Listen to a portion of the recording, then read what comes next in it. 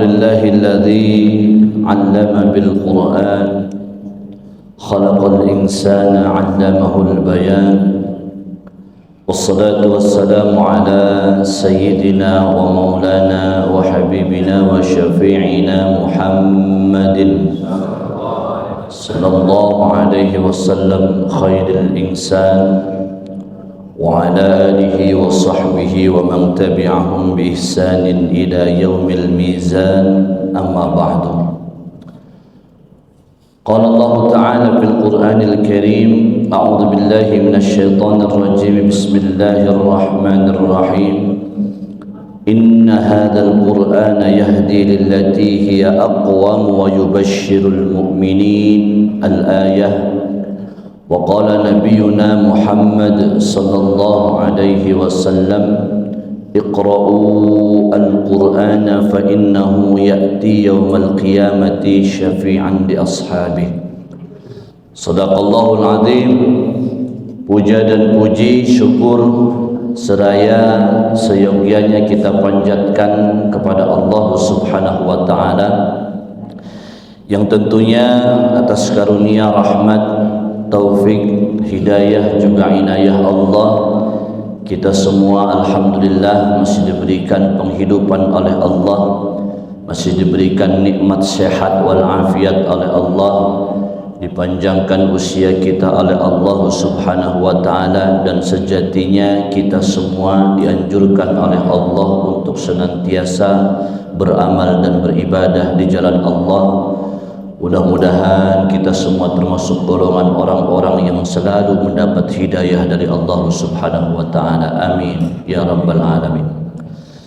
Salawat dan salam kita limpah curahkan kepada junjungan alam Nabi kita Nabi Muhammad sallallahu alaihi wasallam. Yakin dan pasti kita semua walaupun selalu berharap, bertanya-tanya apakah kita sebagai umat Nabi Muhammad ini akan mendapatkan syafaat, yakin dan pasti kita semua termasuk golongan umat yang mendapatkan syafaatul uzma di yaumil qiyamah. Amin Allahumma amin. Bapak Ibu kakang teteh jamaah pengajian subuh Masjid Baitul Iman yang dirahmati Allah Subhanahu wa taala. Pada subuh hari ini insyaallah kalau enggak salah materinya Ramadan ya, Syahrul Quran kalau enggak salah. Syahrul Quran. Ibnu Abbas radhiyallahu taala anhu pernah berkata, yang mana ini disabdakan oleh Nabi Muhammad sallallahu alaihi wasallam, yang mana kata Ibnu Abbas, khairul ayyami yaumul jum'ah wa khairul syuhuri syahrul Ramadan wa khairul a'mali as-salawatul khamsi fi waqtiha. Kata Ibnu Abbas, sebaik-baiknya hari adalah hari Jumat dan sebaik-baiknya bulan adalah bulan suci Ramadan. Sebaik-baiknya amal saleh yaitu adalah salat 5 waktu pada waktunya. Selama salat 5 waktu pada waktunya. Selama ini kadang kita dibohong-bohongi Bapak Ibu yang dirahmati Allah ya. Lewat media, lewat TV kita dan lain sebagainya. Bahkan waktu kecil saya pernah saya sering nonton TV kalau malam Jumat itu acaranya horor aja. Betul Pak ya? Kalau nggak salah judul filmnya itu yang paling tren itu The Friday 13 kalau nggak salah, Friday the 13th, Jumat 13 tahun, apa kali maknanya wallahu alam. Yang jelas kita selalu dihantu-hantui ketika malam Jumat itu tiba, padahal hari Jumat itu hari yang istimewa. Hari Jumat itu hari ada spesial, ada waktu yang spesial, ada the best time yang Allah simpan di situ, yang mana kalau Bapak Ibu pengen tahu waktu yang diijabah selain malamnya di sepertiga malam, yaitu setelah asar sampai maghrib di hari Jumat itu. Maka Allah ciptakan the best time, waktu-waktu yang the best untuk bermunajat kepada Allah.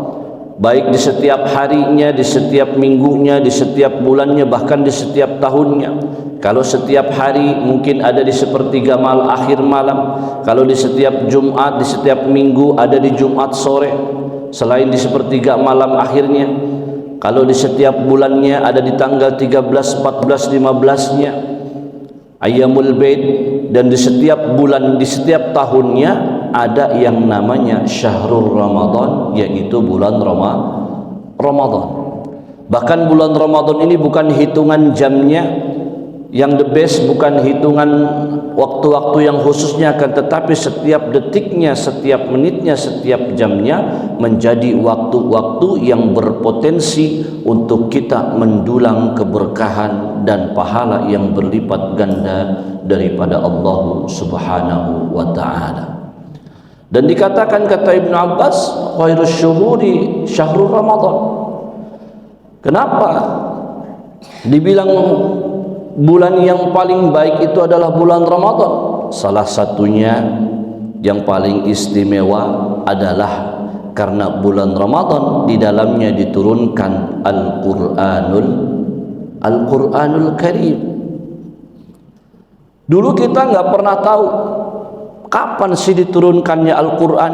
Turun ayat, inna anzalnahu fi lailatul qadr.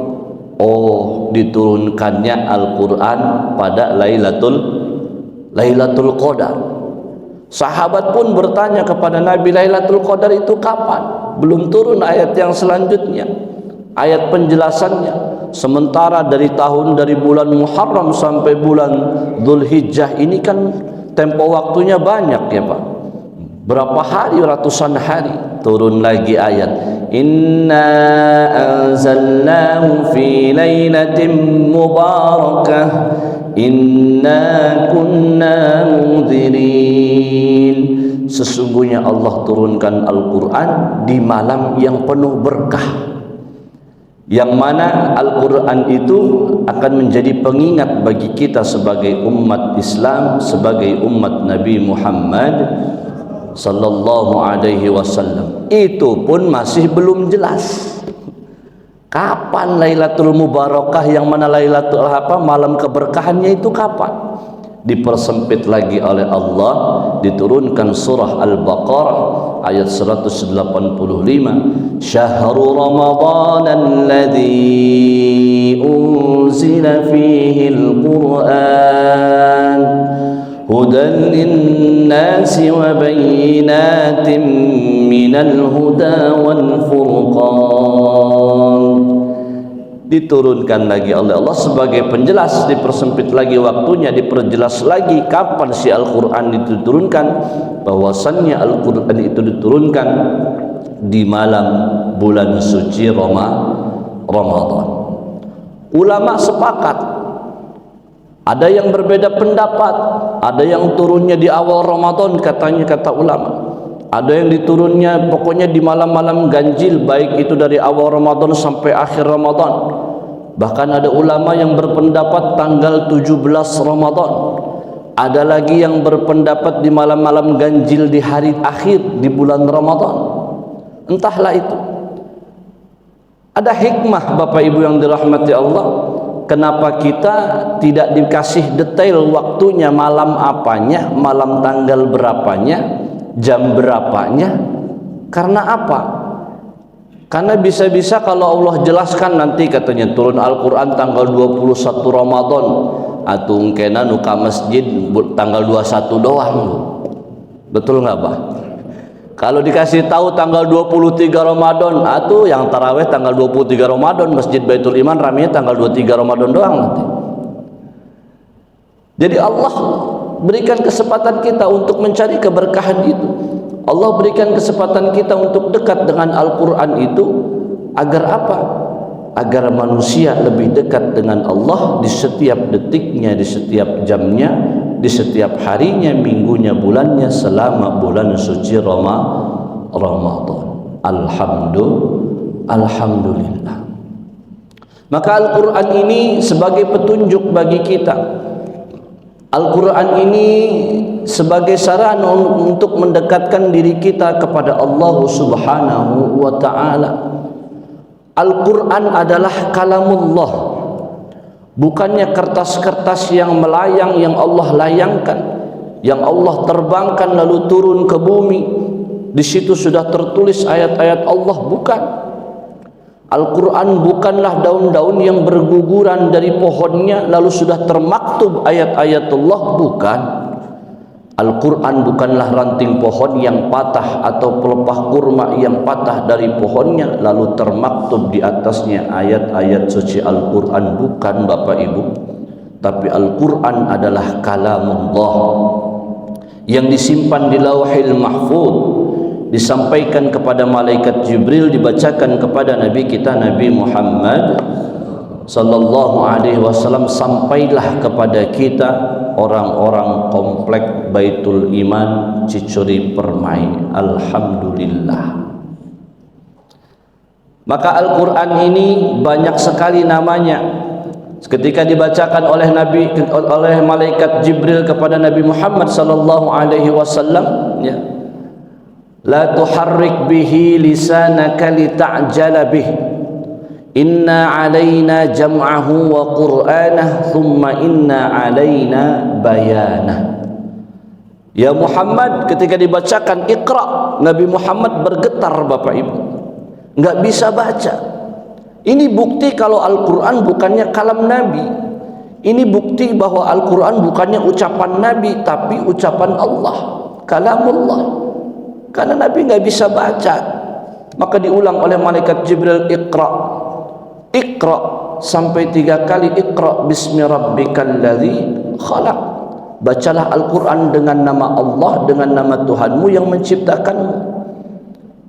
Kata Allah, la tuharrik bihi lisanaka lita'jala bih.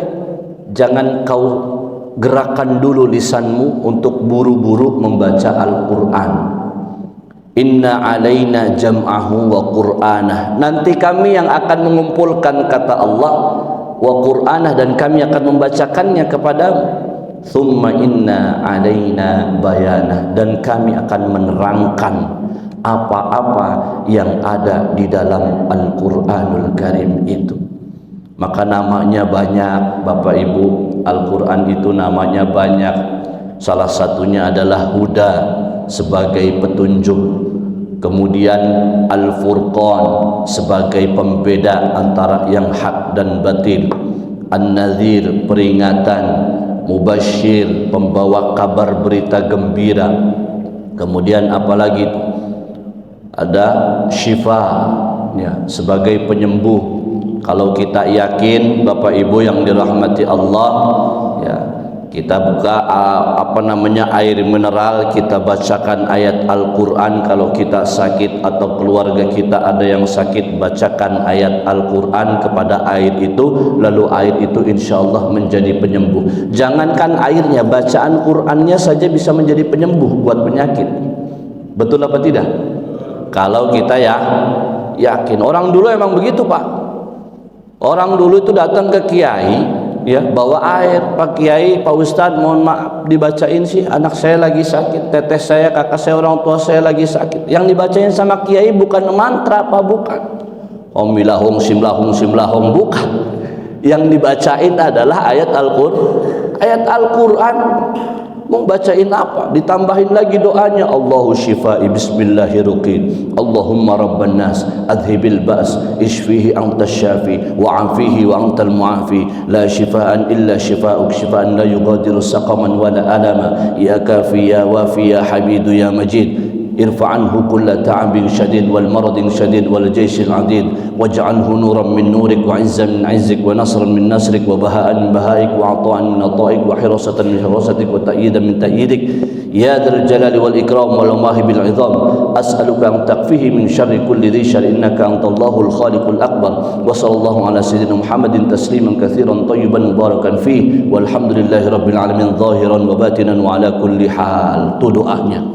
Panjang doing Kang Asep cenah, hese ngapalna cenah. Nanti kalau mau minta saya tulisin Pak, untuk menyembuhkan orang yang sakit. Langsung ijazah saya dari guru saya di Yaman, Al-Habib Umar bin Hafid, ila Rasulillah ijazah doanya. Amin ya rabbal alamin. Insyaallah dikabul. Kalau kita yakin selain daripada bacaan Al-Quran, ada doa-doa yang dianjurkan oleh Nabi Muhammad yang mana sumbernya juga dari kalamullah, dari ayat Allah. Maka kalau mau datang ke rumah orang yang sedang sakit atau ke rumah sakit nengokin orang yang dirawat, di samping kita mendoakan untuk kesembuhan dia, kita juga membacakan Al-Quran kepada dia.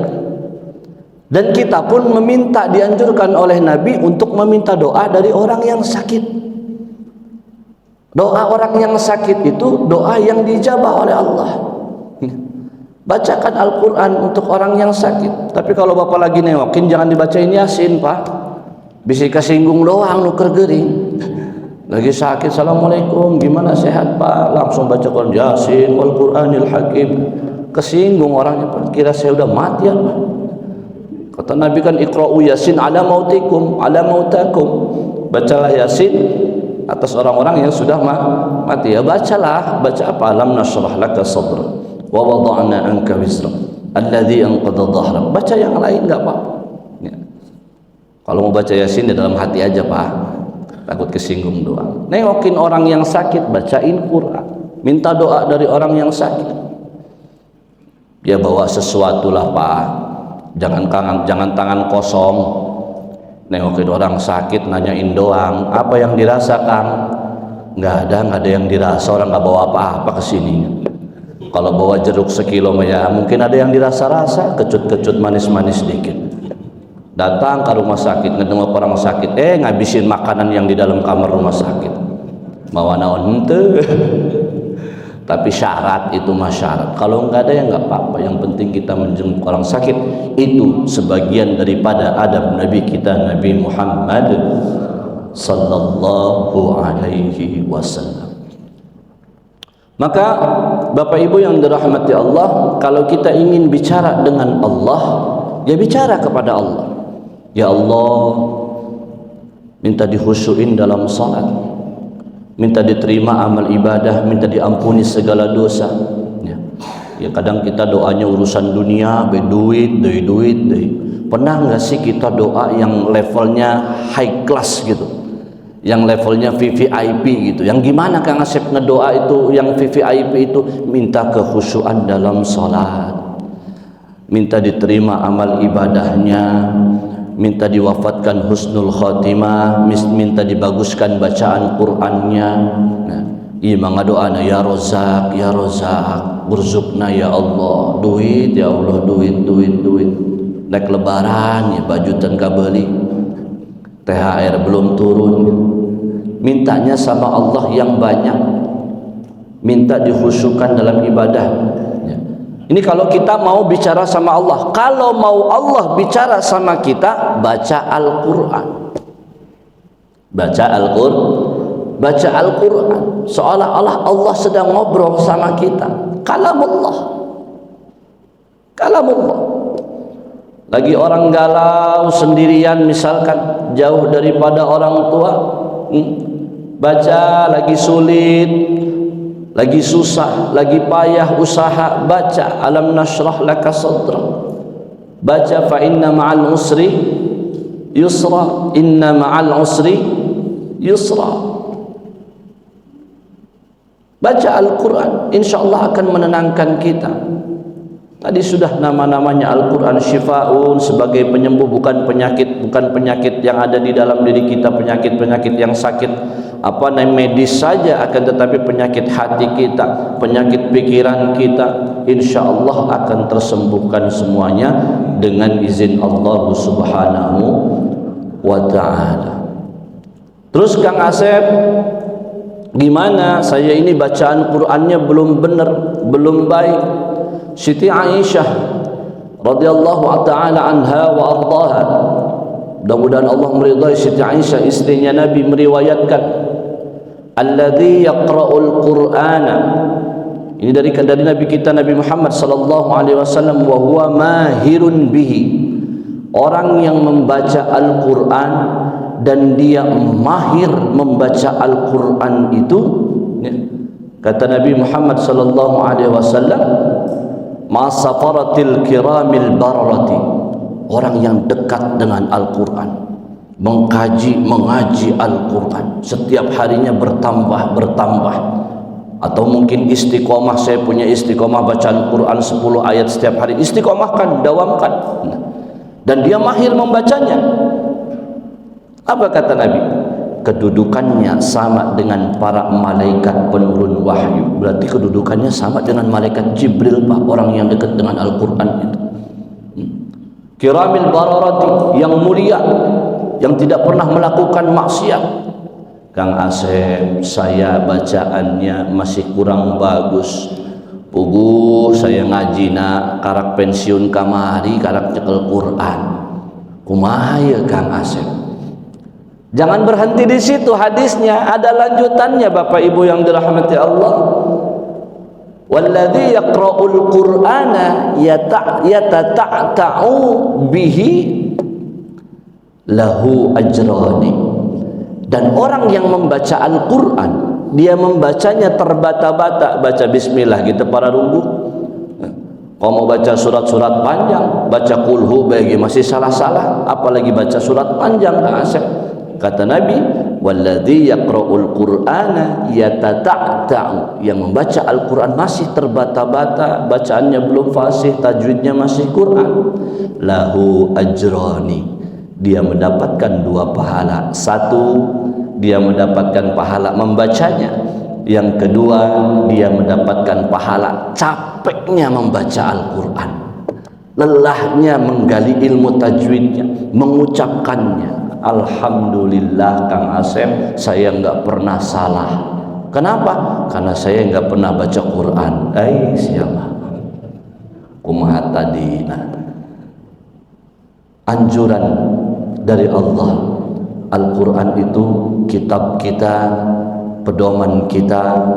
Ketika umat Islam merasakan gundah gulana, sakit zahir batin, baca Al-Quran, insya Allah mendapatkan petunjuk daripada Allah Subhanahu wa ta'ala. Lalu Kang Asep, saya pernah ngedengar hadis, rubba qari'in wal Qur'anu yal'anuh. Gimana itu Kang Asep? Banyak orang yang bisa membaca Al-Quran, tapi Al-Quran itu menjadi laknat bagi dirinya karena bacaannya salah. Bukan itu maksudnya. Yang salah itu orang yang sudah bisa baca Quran tapi menyalah-nyalahkan Al-Quran atau menyepelekan dengan membacanya. Kadang ada qori-qori kita, saya nggak sebut namanya, ya ayyuhalladzina amanu, ya ayyuhalladzi, ya naon eta, ya dibacanya ya, jangan ye. Akhirin ada e-nya, dibacanya kasrah, akhirin. Ini kadang ada yang seperti ini. Nah, itu hadis itu berlaku bagi orang-orang yang seperti itu. Tapi bagi orang-orang yang belajar ingin bisa baca Quran tidak berlaku, Pak. Al-Quran akan melaknat orang yang bisa membacanya tapi menyepelekannya.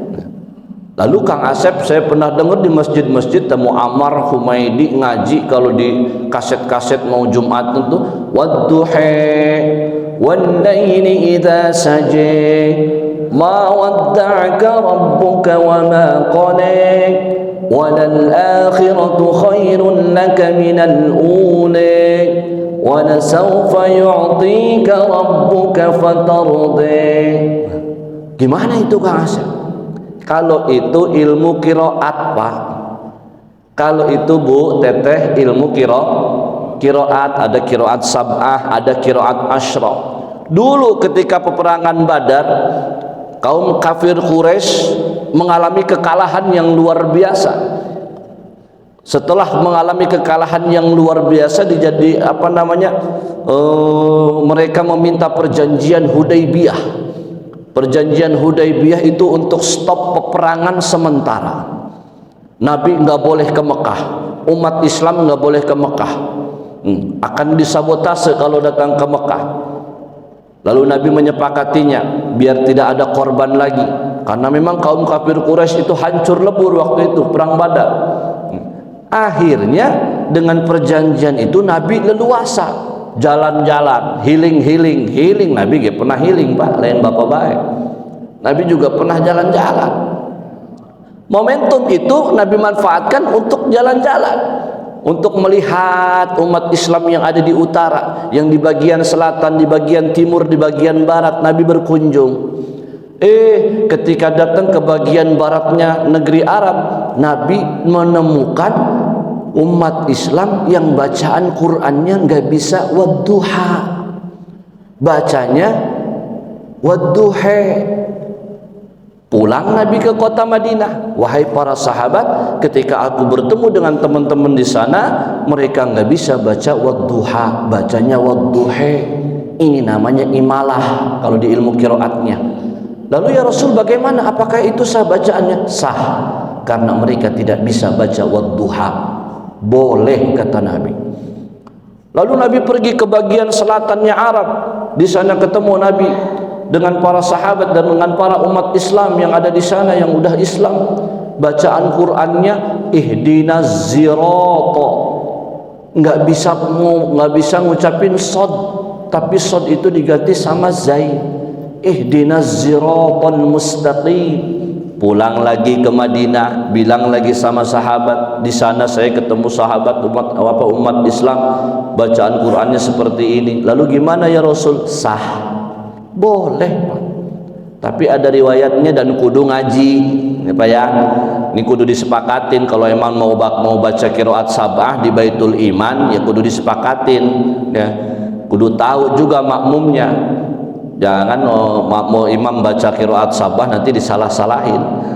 Boleh, silakan mau baca qiraat sab'ah juga nggak masalah, asalkan kudu ada kesepakatan ya.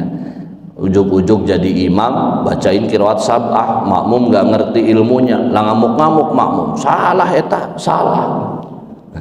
Makanya alhamdulillah orang Indonesia mah bacaan Qur'annya fasih Pak. Alhamdulillah. Apalagi orang Baitul Iman terkenal, orang ahlul Quran semua. Amin, amin kan baik Pak, nggak segampang kita urusan angke. Aminin aja dulu Pak. Kalau orang Yaman itu huruf qaf diganti sama ghain, lahjahnya mereka itu. Maka biasa Habib-habib kalau baca Quran itu ke bawah, ihdinas siratal mustaqim, tah gitu tah. Biasanya para habaib kita itu qaf diganti ghain. Saya pernah bertanya kepada guru saya Al-Habib, kaifa hadza al-Yamani yaqra'ul Qur'ana al-qaf yubaddil bil ghain. Wahai Habib, kenapa orang Yaman itu kalau baca qaf itu diganti ghain? Hadza lahjah haqqina. Kata beliau, ini lahjah kami, susah untuk merubahnya. Subhanallah.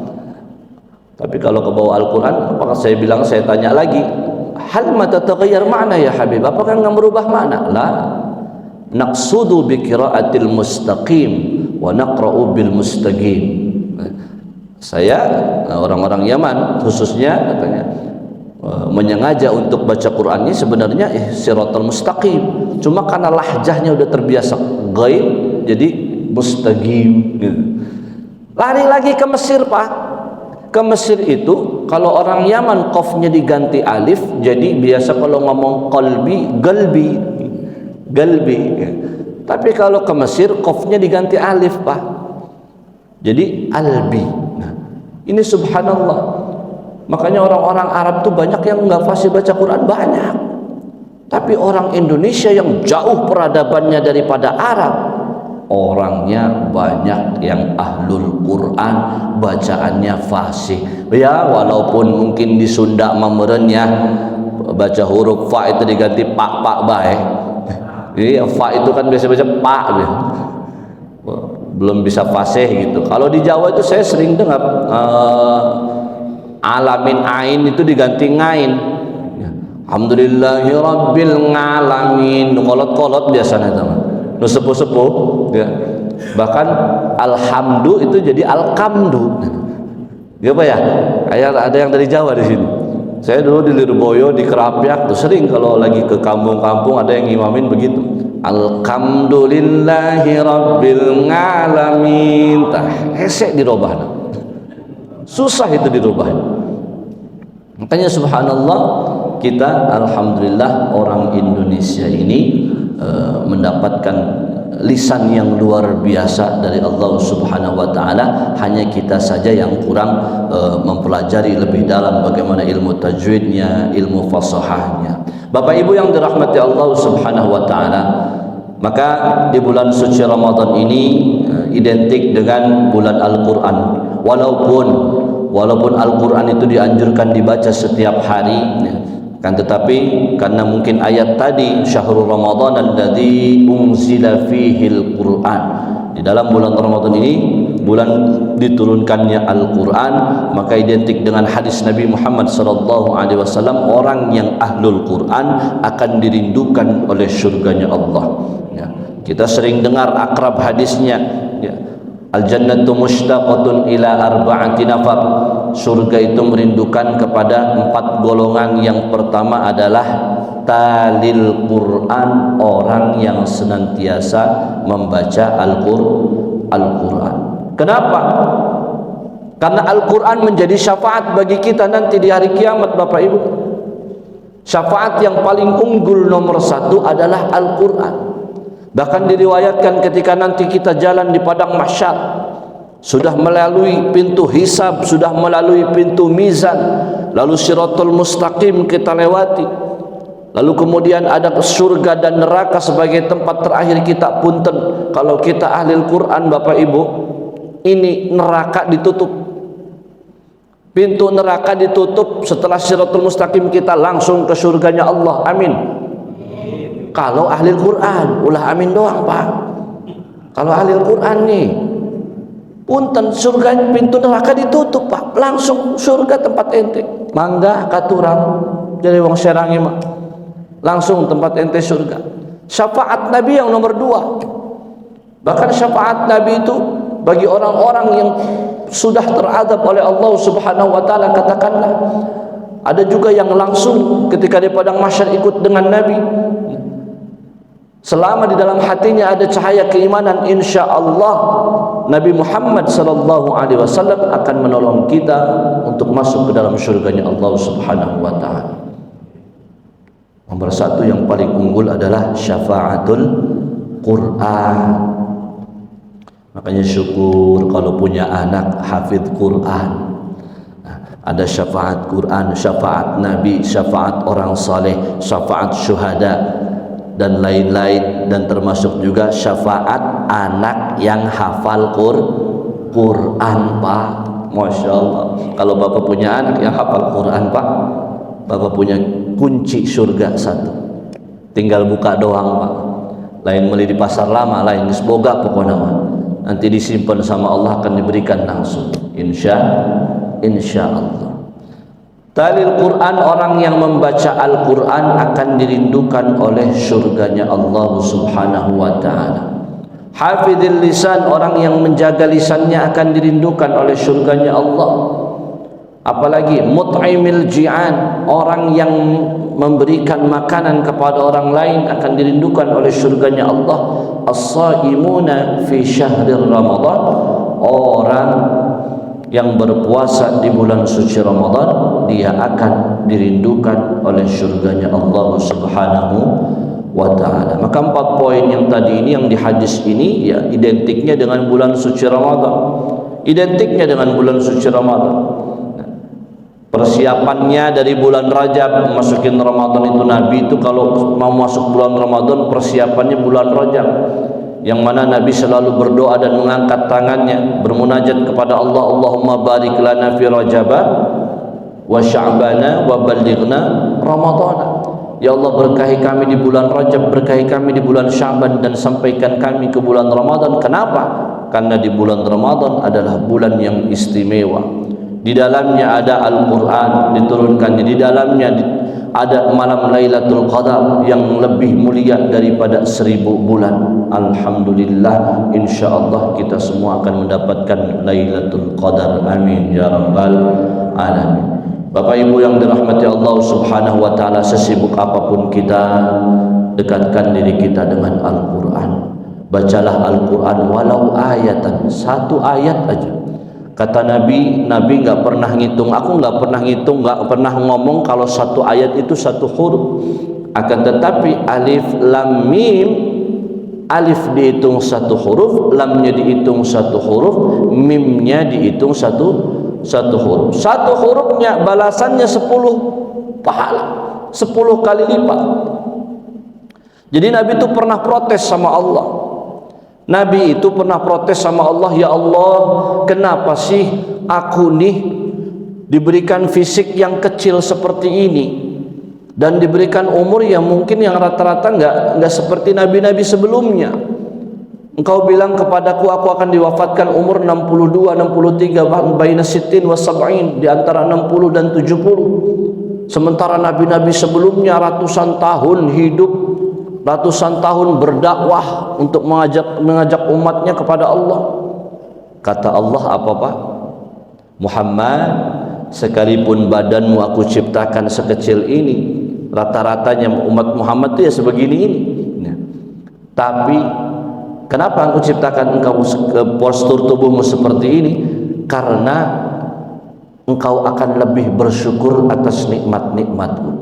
Bapak kalau mau lihat nabi-nabi terdahulu itu panjangnya kayak gimana, Bapak tinggal googling ya. Buka kaum Ad, tengkoraknya kaum Ad atau kerangkanya kaum Ad, kaum Nabi Hud alaihi salam. Nabi Hud itu makamnya di Yaman Pak, panjangnya sekitar 60 sampai 70 meter ya. Dari sini ke sana berapa meter Pak? 70 meter itu segimana panjang? Kebayang tingginya kayak apa? Jangan ngebayangin celananya Pak, kebayang tingginya kayak apa, seapa tingginya. Muhammad, kau kuciptakan postur tubuhmu sekecil ini biar kau lebih bersyukur. Nyatanya memang alhamdulillah kita punya pohon kelapa, alhamdulillah kita bisa nikmati. Betul nggak Pak? Bayangkan postur tubuh kita melebihi pohon kelapa. Kayak apa kelapa itu di mata kita? Kecil.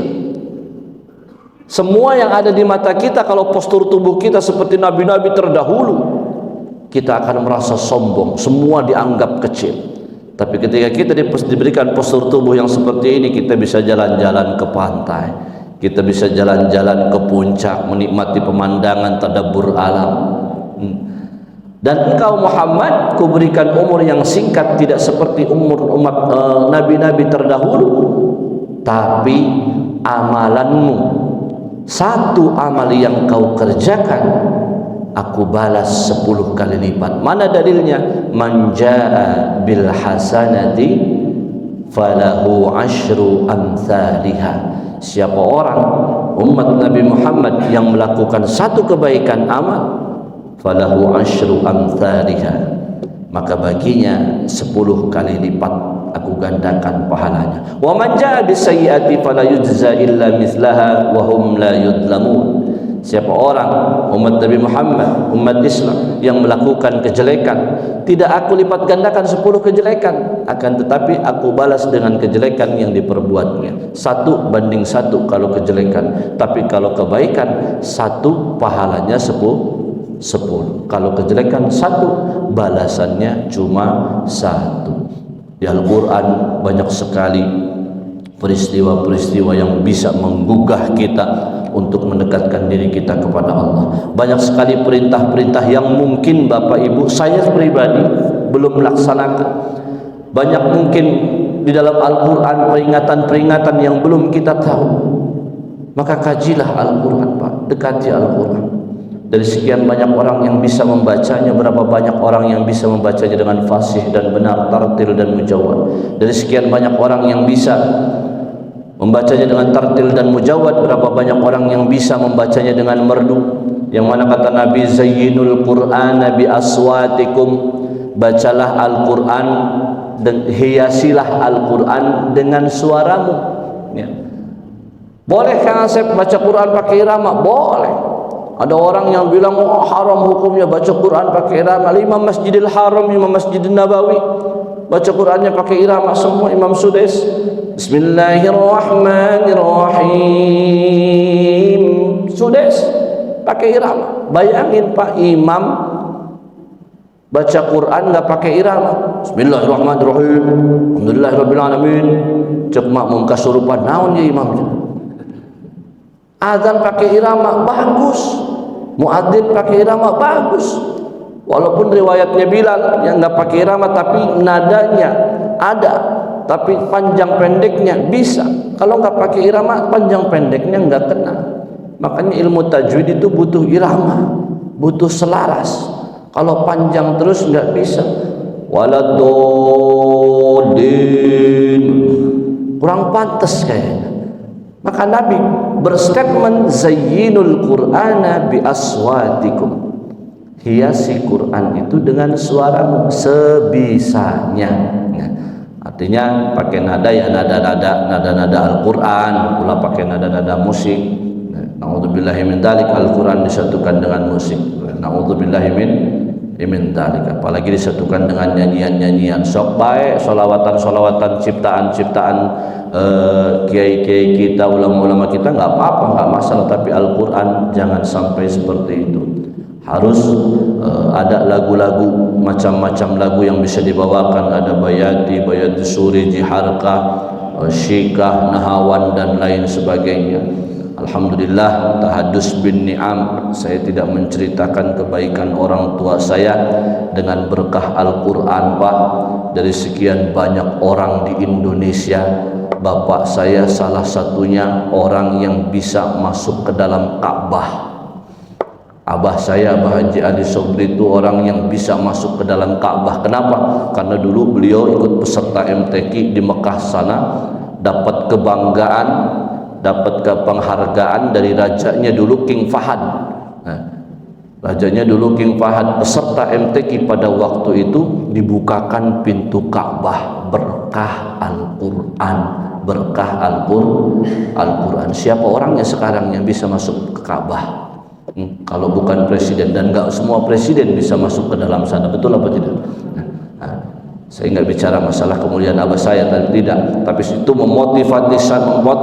memotivasi saya untuk senantiasa semangat gemar membaca Al-Quranul Karim. Mudah-mudahan Bapak Ibu juga bukan hanya di bulan Ramadan ini kita dekat dengan Al-Quran, di bulan-bulan setelah Ramadan hayu dilanjutkan lagi bacaan Qurannya, minimal 1 ayat nambah setiap hari nggak masalah, 1 lembar, syukur-syukur 1 juz 1 hari, sebulan khatam, amin ya rabbal. Mudah-mudahan kita semua dijadikan ahlul Quran, mudah-mudahan kita semua mendapatkan syafaatul Quran, dan mudah-mudahan kita semua diberkahkan dengan Al-Quranul Karim sehingga kita dalam keadaan selalu sehat walafiat, diberikan nikmat oleh Allah Subhanahu wa taala, diberikan kekuatan oleh Allah Subhanahu wa taala untuk beramal dan beribadah di jalan Allah Subhanahu wa taala. Amin amin ya rabbal alamin. Hadanallahu wa iyyakum ajma'in. Akhirul kalam, wassalamu alaikum warahmatullahi wabarakatuh.